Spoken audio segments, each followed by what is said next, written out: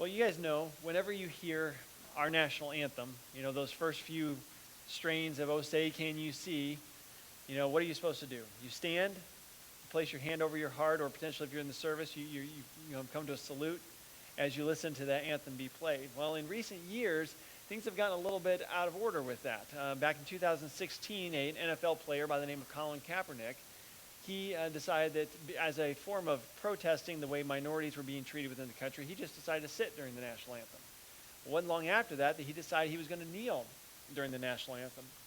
And it raised some eyebrows at that time and caused a little bit of a stirring. But you fast forward to 2020, after the death of George Floyd and all the racial riots and protests and things that were going on, and then what you started to see was scenes like this, where it wasn't just that there was maybe one person kneeling, but there was a lot of people kneeling at these sports games as the national anthem was played. And they were doing this as a form of protest. And it eventually got to be where you were the odd person out on some teams if you were not kneeling, if you actually chose to still stand during the national anthem. And if you go to a sports game, even elementary school basketball games, they play the national anthem.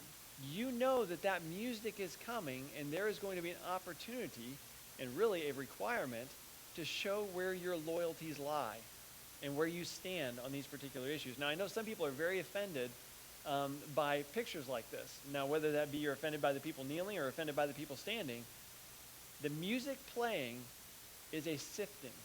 It's a time of sorting. It's a time of dividing people and saying, where do you stand? Where do your loyalties lie? And I'm not putting this up to try and make any sort of political statement one way or the other. I definitely have opinions on this matter, but that's not the point I'm trying to share this morning. The point is that when the music plays, it's time to show your loyalty. It's time to show where your allegiance is. And what we're going to see this morning, you can begin turning into Daniel chapter 3, is that there was going to be some music playing, and it was time to face that music. These guys knew it was coming, just like you know it's coming when you go to a sports game, that music's going to play. What are you going to do? What are you going to do? And these guys made the right decision, but that didn't necessarily mean that it was an easy decision. There were consequences to that decision. So let's look at this, because what we're going to see today is that there's going to come a time when all of us face the music, when all of us are going to be forced to make a stand, take a stand, to show where our loyalties lie, just like these guys faced, okay? So let's look now at what they faced, and I'm going to back up actually into Daniel chapter 2 to give us a little bit of context. Daniel 2, I'm going to start reading in verse 36. Okay, Daniel was called to interpret the dream for King Nebuchadnezzar. And he says in verse 36, "This was the dream. Now we will tell its interpretation before the king. You, O king, are the King of kings, to whom the God of heaven has given the power, or the kingdom, the power, the strength, and the glory. And wherever the sons of men dwell, or the beasts of the field, or the birds of the sky, he has given them all into your hand, and he has caused you to rule over them all. You are the head of gold." Now, the statue that the king had dreamed about was made of different kinds of material. The head was gold, and then the chest and arms were of silver, and then there was bronze, and then down to the feet it was iron, and then iron mixed with clay. And so the gold was obviously the most valuable, and it was the highest on here. And so God was affirming through this dream, Nebuchadnezzar, I have made you a king over kings. You have conquered. You are the world ruler. And as you get to the end, verses 46 and 47 of that chapter, after the king hears the interpretation, he answered Daniel and said, "Surely your God is a God of gods, and a Lord of kings, and a revealer of mysteries, since you have been able to reveal this mystery." So the king honors God, says God revealed this. He is great. He's one to be reverenced and honored. But the humility that he sensed right there did not stick with him. As a matter of fact, it seems that this head of gold on this statue may have gone to Nebuchadnezzar's head a little bit. And what we're going to see in chapter 3 is that he actually decides to make a giant statue. So look at how Nebuchadnezzar made the people face the music in chapter 3. I'll read verses 1 through 5 for starters. Nebuchadnezzar the king made an image of gold, the height of which was 60 cubits, and its width 6 cubits. He set it up in the plain of Dura in the province of Babylon. Then Nebuchadnezzar the king sent word to assemble the satraps, the prefects, the governors, the counselors, the treasurers, the judges, the magistrates, and all the rulers of the provinces to come to the dedication of the image that Nebuchadnezzar the king had set up.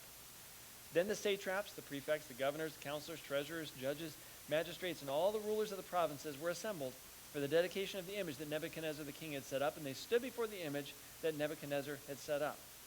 Then the herald loudly proclaimed, "To you the command is given, O peoples, nations, and men of every language, that at the moment you hear the sound of the horn, flute, lyre, trigon, psaltery, bagpipe, and all kinds of music, you are to fall down and worship the golden image that Nebuchadnezzar the king had set up."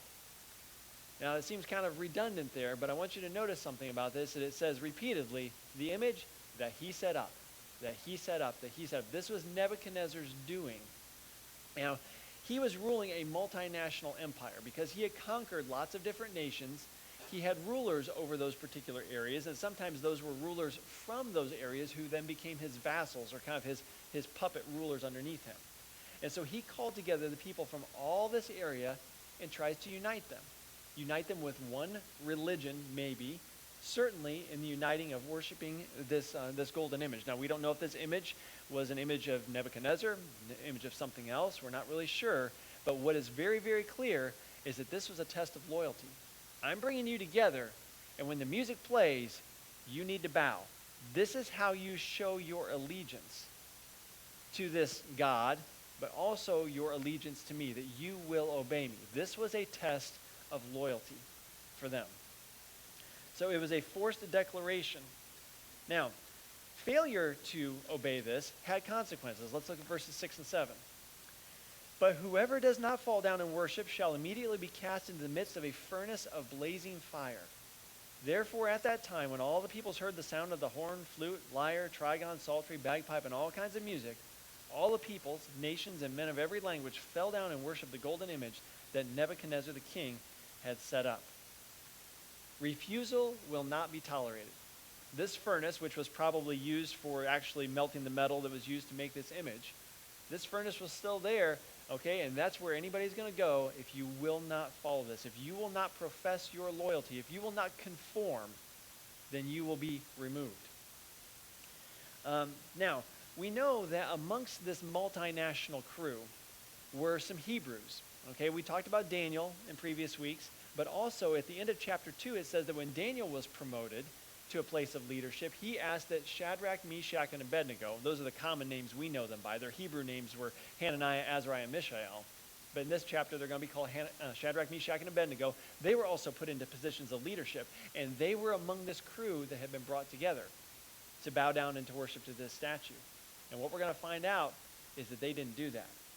So not only did they have to face the music, but if they were not going to bow down, they were going to face what I call the mudslingers, the people who were trying to remove them, assassinate their character. So let's look now at verse 8. "For this reason, at that time, certain Chaldeans came forward and brought charges against the Jews. They responded and said to King Nebuchadnezzar, 'O king, live forever. You, O king, have made a decree that every man who hears the sound of the horn, flute, lyre, trigon, psaltery, and bagpipe, and all kinds of music, is to fall down and worship the golden image. But whoever does not fall down and worship shall be cast into the midst of the furnace of blazing fire. There are certain Jews whom you've appointed over the administration of the province of Babylon, namely Shadrach, Meshach, and Abednego. These men, O king, have disregarded you. They do not serve your gods or worship the golden image which you have set up.'" So they chose that they were going to stand, and by standing, they stood out. When everyone else was kneeling, they were standing on their convictions, standing in their loyalty to God, and they get called out for it. And here, did you notice what these Chaldean folks said? They didn't just say they're not worshiping the image. They didn't just say that they're not bowing down. They said, "They have disregarded you, O king." This is about Nebuchadnezzar's authority. This is about his ego. You do not cross him. And if you are going to stand up to authorities, there's going to be a time that you're going to face the authorities. I call this facing the monarch, because in this case, he's the king. Absolute authority. If you choose to stand, there are going to be times when you are going to be called out for standing up. Now, have you guys ever had it before where in your particular workplace or neighborhood, or family that you've taken a stand and said, I am not going to do something, or I am going to do something, and then you've stood out for it? You've been singled out as different. I remember one time I was on a field trip to Chicago with my high school class. And there we were kind of turned loose to go to whatever restaurants that we wanted to. And so my particular group decided that they were going to go to a restaurant that I didn't feel that was probably appropriate for me to go to. It's known not so much for the food that it has, but the waitresses that they have and the way that they dress, if you know what I mean. And so I said, I can't go to that restaurant. And so some of my friends went to that restaurant, but I was like, I'm not going to do that. Sure makes you stand out when everybody else is bowing down and you're still standing tall. You guys have probably had it in your workplace where people say, hey, we're going to go to this particular place after work, or we're going to come over and hang out at my house because we're going to do this. Or even within the workplace, hey, well, let's fudge the paperwork. Let's get this one over on our boss and kind of sneak this thing around. No. In school, there might be people who are passing around answers to tests. I'm not going to do that. I don't want to see it. I'm not going to be a part of it. You're going to stand out. And sometimes you're going to pay a price for it amongst your peers, or in this case, actually even with the boss. So now let's look here when you have to face the monarch. Verse 13. Then Nebuchadnezzar, in rage and anger, gave orders to bring Shadrach, Meshach, and Abednego. Then these men were brought before the king. Nebuchadnezzar responded and said to them, is it true, Shadrach, Meshach, and Abednego, that you do not serve my gods or worship the golden image that I have set up? Now, if you are ready, at the moment that you hear the sound of the horn, flute, lyre, trigon, psaltery, and bagpipe, and all kinds of music, to fall down and worship the image that I've made, very well. But if you do not worship, you will be immediately cast into the midst of the furnace of blazing fire. And what God is there who can deliver you out of my hand? And that's the crux of it right there. Nebuchadnezzar's saying, what God? Well, I know you're doing this for religious convictions, but I want to show you that I'm more powerful than your God. I'm more powerful than any God. Nobody can deliver you from me if you don't do this. So not only did they have to face the music, they were told, you're going to face the music again. But you know what? They responded, and they said, we don't have to face the music. We've already made our decision. You don't have to play that music again. We're not going to bow. Look at their confidence now in verses 16 to 18. Shadrach, Meshach, and Abednego replied to the king, O Nebuchadnezzar, we do not need to give you an answer concerning this matter. If it be so, our God, whom we serve, is able to deliver us from the furnace of blazing fire. And he will deliver us out of your hand, O king. But even if he does not, let it be known to you, O king, that we are not going to serve your gods or worship the golden image that you have set up. The issue wasn't how much it's going to cost us. The issue is who is our God.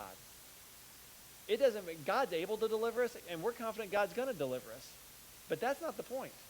The point is, he is worthy of our allegiance. He is a higher king than you. And so we are not going to bow down. They had a rock-solid conviction. Their confidence in verse 17 before the king comes from their conviction in verse 18. God is the true God, and he is the one that we are going to honor. That conviction needs to be ours even before we walk into that time of crisis. You have to have conviction before the crisis comes, because to try and stir up that conviction in the moment, it's probably not going to happen. But if that is your conviction leading into that moment, you've decided already, I'm not going to bow. The band may have not even picked up their instruments yet, but I already know that when it happens, I'm standing. I'm not kneeling. You decide ahead of time, even before that comes. But when you stand, instead of bowing before false gods, you eventually are also going to have to face the furnace, which is what they face now, starting in verse 19. Nebuchadnezzar was filled with wrath. His facial expression was changed toward Shadrach, Meshach, and Abednego. He answered by giving orders to heat the furnace 7 times more than it was usually heated. He commanded certain valiant warriors who were in his army to tie up Shadrach, Meshach, and Abednego in order to cast them into the furnace of blazing fire. And then these men were tied up in their trousers, their coats, their caps, and their other clothes, and were cast into the midst of the furnace of blazing fire. For this reason, because the king's command was urgent, and the furnace had been made extremely hot, the flame of the fire slew those men who carried up Shadrach, Meshach, and Abednego. But these 3 men, Shadrach, Meshach, and Abednego, fell into the midst of the furnace of blazing fire, still tied up.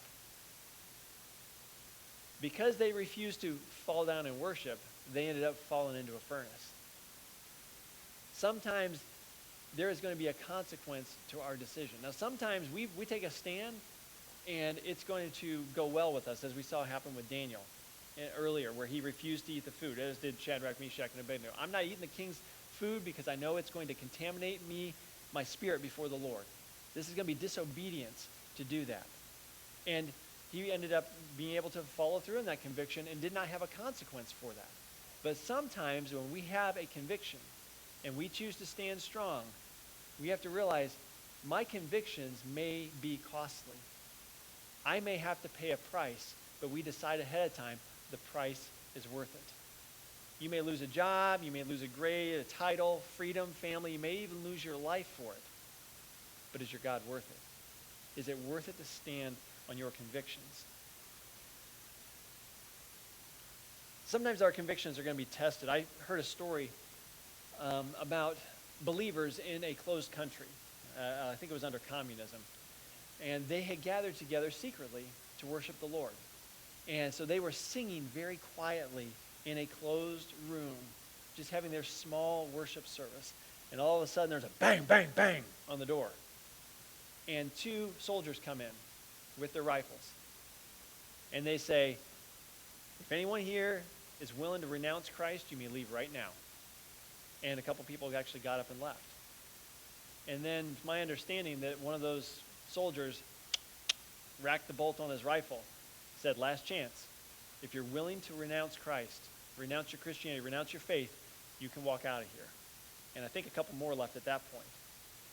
And then one of the soldiers closed the door, and they said, all right, now we can worship, because we got rid of the people who were not serious about following the Lord. These guys were actually believers. And they put those people to the test. Are you going to stand for your convictions? Some of them did, and some of them didn't. But it showed who is genuine, who is really going to follow through. Sometimes we are going to be put to that test. Are you going to follow through?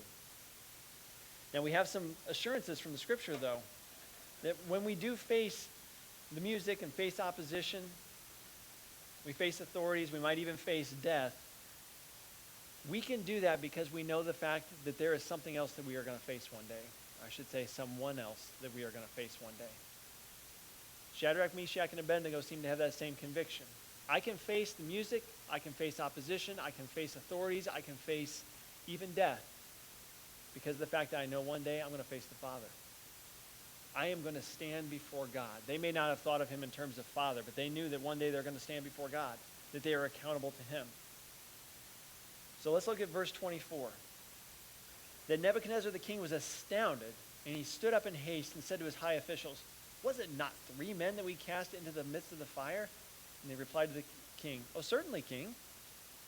He said, look, I see 4 men loosed and walking about in the midst of the fire without harm, and the appearance of the fourth is like a son of the gods. Then Nebuchadnezzar came near to the door of the furnace of the blazing fire, and he responded and said, Shadrach, Meshach, and Abednego, come out, you servants of the Most High God, and come here. Then Shadrach, Meshach, and Abednego came out of the midst of the fire. The satraps, the prefects, the governors, the king's high officials gathered around and saw that in regard to these men, that the fire had no effect on their bodies of these men, nor was the hair of their heads singed, nor were their trousers damaged, nor had they even the smell of fire that had come upon them. They didn't even smell like smoke. They were thrown in tied up. They walked out not tied up, not touched by the fire, and someone was with them in the fire. Now, people kind of debate back and forth, was this actually an angel? I mean, we don't really know exactly. Nebuchadnezzar obviously saw there's a difference. This fourth person is different. Was it an angel? Was it a pre-incarnate form of Christ, what's called a Christophany, an appearance of Jesus in the Old Testament? Quite possibly. But we do know that God sent someone to rescue these guys from the punishment that they otherwise would have suffered. They were thrown into the furnace. It didn't keep them from going into the fire, but they were not alone in the fire. And that's what we need to remember, that when you choose to stand on your convictions, even if you are going to face the furnace and you're going to go through the flames, you are not going through it alone. that we are promised God is going to be present with us in the midst of our suffering. And we know that he is going to rescue us from it, one way or another. He might rescue us out of it and take us to heaven through our death, or he might protect us in the midst of us and allow us to walk out of the furnace. We don't know. But what we do know is that the purpose of this isn't just his presence and his protection, but it is the promotion of his glory, to show who he is and how great he is, so that not only are we assured of who God is, but that the watching world knows as well. When godless people see godly people suffer and suffer faithfully, it causes them to face the facts. You know what? I might not even believe in that God. I might not honor that God, but I can tell that person did. They stuck by their convictions. And oftentimes it has a profound effect on them, just the same way it did here for Nebuchadnezzar. Look now at verses 27 through 30. Excuse me, not 27, 28 through 30. Nebuchadnezzar responded and said, "Blessed be the God of Shadrach, Meshach, and Abednego, who has sent his angel and delivered his servants who put their trust in him, violating the king's command, and yielded up their bodies so as to not serve or worship any god except their own God. Therefore, I make a decree that any people, nation, or tongue that speaks anything offensive against the God of Shadrach, Meshach, and Abednego shall be torn limb from limb, their houses reduced to a rubbish heap, inasmuch as there is no other God who is able to deliver this way." Then the king caused Shadrach, Meshach, and Abednego to prosper in the province of Babylon. The two key verses for this chapter come in 15 and 30. In 15, he said, "What God is able to deliver you from my hand?"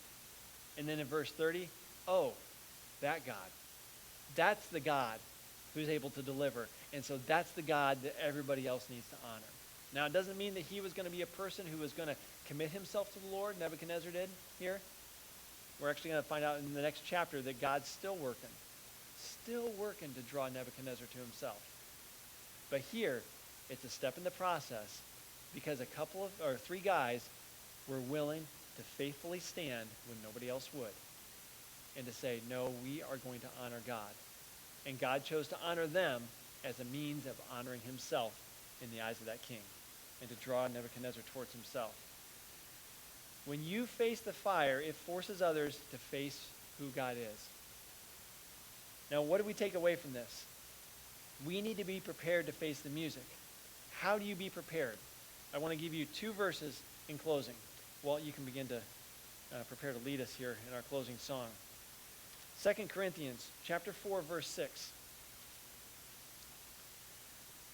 "For our God, who said, 'Let light shine out of darkness,' is the one who has shone in our hearts to give us the light of the knowledge of the glory of God in the face of Christ Jesus." Jesus Christ, when we look upon him, we see who God is. And if we will spend time with Jesus, looking at his face, communing with him, interacting with him, it will prepare us for the time when we have to face these other challenges as well. In John 14:7, Jesus says to Thomas, "If you had known me, you would have known my Father also. From now on, you know him and have seen him." When you look on who Jesus is, you are seeing God the Father. So how do you be prepared for the time that you are going to have to face the challenges like Shadrach, Meshach, and Abednego did? Spend time looking into the face of Jesus. You can face anything else if you have spent time before his face, knowing who he is, seeing his love for you, seeing who he believes you to be. Have you ever had it where you were looking at a person who really, truly believes in you, who knows who you are, that can look you in the eye and say, "I can see God working in you. I know God is going to do great things through you." If you look into the eyes of Jesus, you will see in his eyes what he sees in his eyes, who he has planned for you to be and who he views you to be.